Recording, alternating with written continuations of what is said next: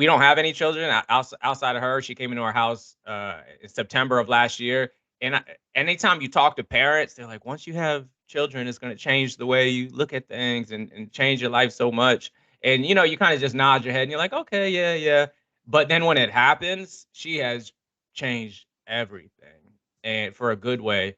And just the tiniest thing she does, like just when she says, Daddy, you play with me? Like that, like there's nothing better than that. So she's definitely number one. She's bumped Watts down a notch. So he's a little upset about that too. But she's number one on the smile meter right now. Welcome, everyone, to this episode of the Pinwheel Podcast. Today we have Curtis Camponi, and he's the founder of Speak for MC. Over the past few years, Curtis has become a trusted friend of the Ounce of Prevention Fund of Florida, Healthy Families Florida, and Prevent Child Abuse Florida.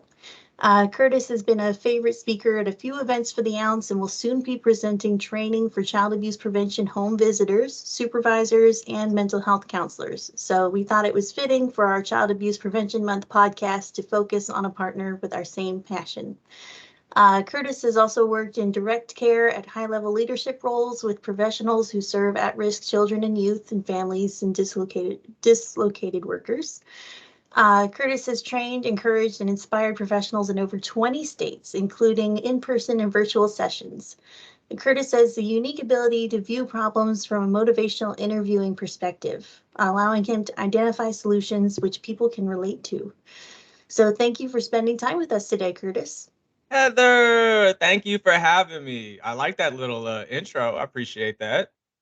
No problem. Let's get to know you with some rapid fire questions, if you're okay with that. Uh-oh. All right. Bring Okay. it on.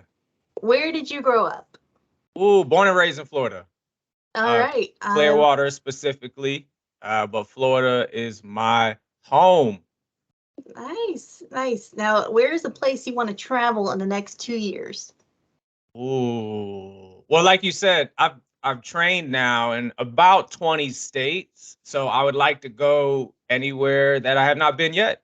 I think the top two that come to mind, Colorado would be cool. I have a family member that has a farm up there that was telling me about all the beautiful land and all that. So that would be neat. And then I would like to get to New Orleans at some point. I was supposed to go to New Orleans a couple times in the last year, but it fell through. So that would be probably on the list there, those two. That's really cool. I've been to New Orleans and I've been to Colorado, but I would say Colorado is definitely a favorite. Yeah. Now I did just go to the airport, but Okay. it was beautiful to see from the airport. The airport was beautiful. That's good to know. Yeah. All right. All Fair right. enough. What's a superpower that you wish you could have? Ooh, look, I'm even wearing my Marvel shirt. So that's perfect. So Excellent. I have to answer that from a Marvel perspective. I am going to go with Doctor Strange and the Oh. Time Stone. The ability to go forward or backward in time would probably be the one. I would probably mess up the entire multiverse doing that, but I still want that power. So that would be cool. Very cool. Do Then you I can have any pets? rewind and go back and forth and like change the answers to my questions on this podcast, right? So it would just be amazing. It'd be perfect, perfect superpower. Yes. Now I don't know if that would affect the multiverse too much, but let's That's true. be careful with time travel either way. Got Do it. you have any pets? I have two dogs. I have one. His name is Mr. Carl, who is a shepherd mix. We call him the old man. He's actually sitting behind me now. And then I have Mr. Watts. He is a mastiff, and he was born deaf. So he's a special needs dog, but he is amazing, and he cuddles all the time. And he makes an appearance actually at every training that I do. He has his own PowerPoint slide. Um, Oh, that's great. we've had a little issue lately. I'm gonna be honest with you. With royalties, he thinks he should be getting, a certain amount of dog biscuits for every time I use his name or likeness in a presentation. So we're gonna get through that because we're family, but it's been a little rocky road recently. So, but yeah, I have two dogs, Carl and Mr. Watts. Very cool. Now, what is your favorite holiday? Oh, it has to be Christmas, right? I feel like it Yeah, it's has to hard be. to compete with Christmas. Yeah, I feel like it's just with family and it's just the energy that's in the air. It has to be Christmas. Yeah, every year. Even though I'm born and raised in Florida, it doesn't really get cold. It's still that one day a year. It might be a little chilly. Bring the people you love together. Yeah, Christmas is it. Gotcha. What's a book that you've read in the past year that you really liked? Ooh, probably Think Again by Adam Grant.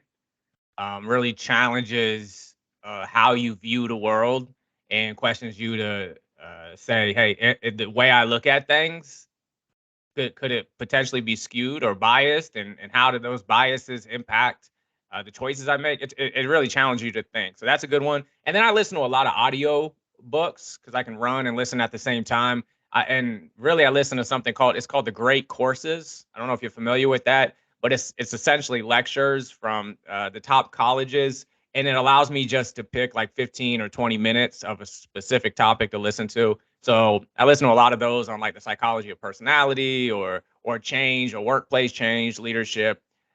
Those are really easy because when you're on the go, you can just pick a topic, listen for 15 minutes, and keep it moving. Yeah, I love those like bite-sized lectures Yeah, that you can pick and choose. That's really cool. yeah. What is something that makes you smile? Besides Mr. Watts, our little daughter, we're in the process of adopting a little girl through the foster care system, and we don't have any children outside of her. She came into our house in September of last year. And anytime you talk to parents, they're like, once you have children, it's going to change the way you look at things and change your life so much. And, you kind of just nod your head and you're like, okay, yeah, yeah. But then when it happens, she has changed everything and for a good way. And just the tiniest thing she does, like just when she says, Daddy, you play with me, like that, like there's nothing better than that. So she's definitely number one. She's bumped Watts down a notch, so he's a little upset about that too. But she's number one on the smile meter right now. That's great. That's great to hear.